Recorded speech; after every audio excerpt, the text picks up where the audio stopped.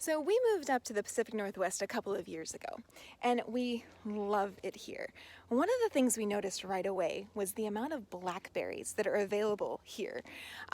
Moving from the middle of the country, it's like you see blackberries in the supermarket, and they're in those tiny little clamshells, and they're like $4 a clamshell. So we didn't get blackberries very often.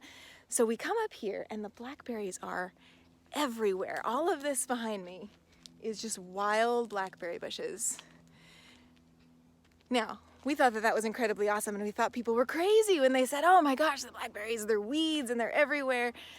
Now, having lived here a couple years, we're starting to understand that sentiment, because when you have them in your yard, I mean, they take over, and they've got these like really wicked thorns. I don't know if you can see them, but I mean, they grab you and they just hold on and they don't let go at first. So we can understand the sentiment that they're weeds, but now where we live, we don't have any in our yard, but we have some nearby. So the first year that we were here, we picked a ton of blackberries, making blackberry cobblers and all this stuff, but we still had more. So I thought, you know what, I'm gonna try to make blackberry jam. But I don't just want to make like normal blackberry jam, that you'd put on a peanut butter and jelly sandwich. Like, I want fancy blackberry jam. So I went looking for some recipes, and I found one for a vanilla bourbon blackberry jam. I thought that sounded sufficiently fancy. So I made it that year, and I had never done canning before. I had never made jam before. I had no idea what I was doing, but I followed the recipe, and it turned out okay. But the only problem was that it didn't taste at all like bourbon.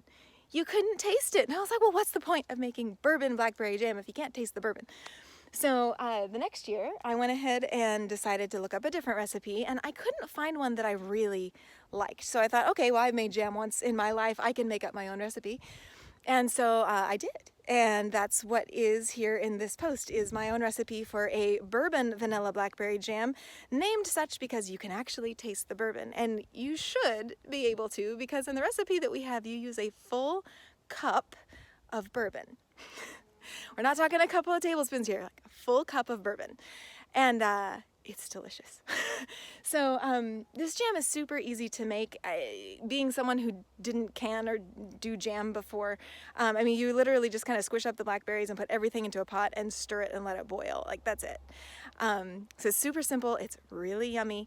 And if you have the ability to get some blackberries and give it a try, I highly recommend it. So I hope you enjoy our bourbon vanilla blackberry jam. We'll talk to y'all later.